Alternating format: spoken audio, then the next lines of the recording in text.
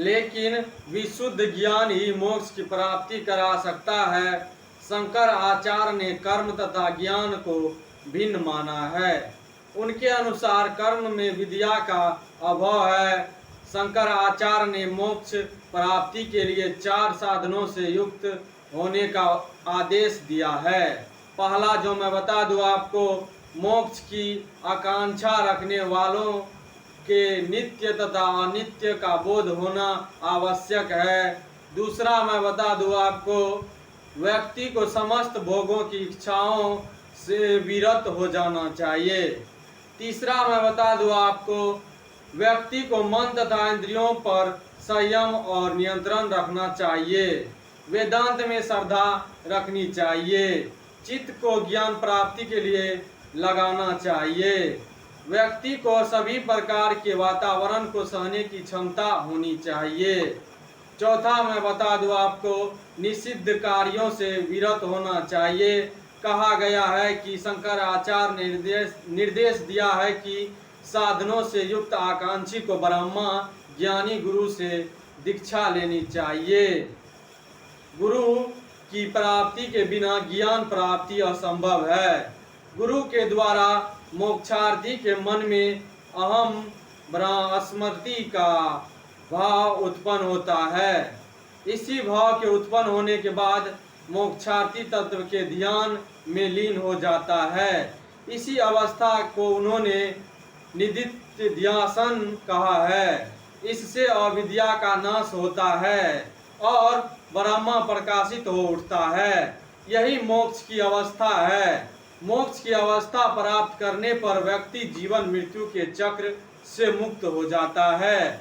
इसका अर्थ यह है कि वह अब सांसारिक कर्मों को निष्काम भाव से करता है और उसे फल की चिंता नहीं रहती है। इसी प्रकार शंकर आचार्य ने निष्काम कर्म की महानता स्थापित की है।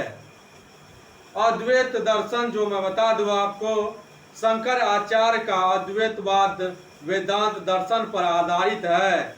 इसके अनुसार जीव को दुख का अनुभव होता है, अतः जीव दुखों से घृणा करता है और उससे छुटकारा पाने का प्रयत्न करता है। अद्वैतवाद कहता है कि अविद्या ने अनादिकाल से ही आत्मा के स्वरूप को मेघ की तरह आच्छादित कर रखा है। इसी कारण जिज्ञासु को आत्मा का ज्ञान नहीं हो पाता है कि उसका स्वरूप कैसा है। शंकर आचार्य ने आत्मा को परमात्मा का स्वरूप माना है। अविद्या से आच्छन्न होने के कारण उसे आत्मा ने जीव नामधारी होकर स्वयं को आत्मा से अलग मान रखा है। इसी प्रकार वह अपना ही अस्तित्व मिटा देता है। इसी के साथ है शंकर आचार्य के अद्वैतवाद की विशेषताएं जो निम्नलिखित है, बता दूं मैं आपको।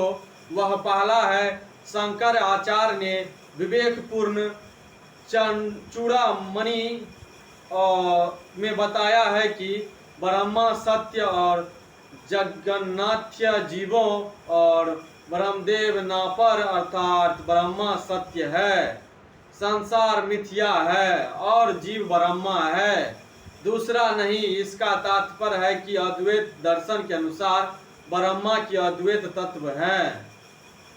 दूसरा मैं बता दूं आपको तो वह यह है कि शंकर आचार्य ने अद्वैत दर्शन द्वारा अभेद की प्रतिस्थापना की है। उनके अनुसार भेद मायाकृत और झूठे हैं।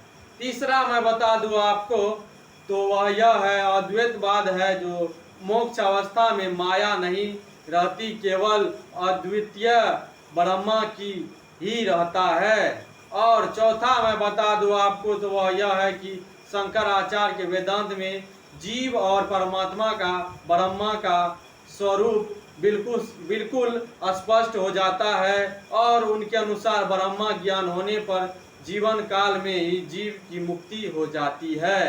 पांचवा मैं बता दूं आपको तो शंकर आचार्य के अद्वैतवाद के अनुसार ब्रह्मा चेतन और आनंद स्वरूप है। छठा मैं बता दूं आपको तो ज्ञान के द्वारा ही मुक्ति मिलती है। सतमा मैं बता दूं आपको तो अद्वैतवाद के अनुसार अनेक तत्व केवल आभास मात्र है, किंतु एक तत्व मात्र सत्य है।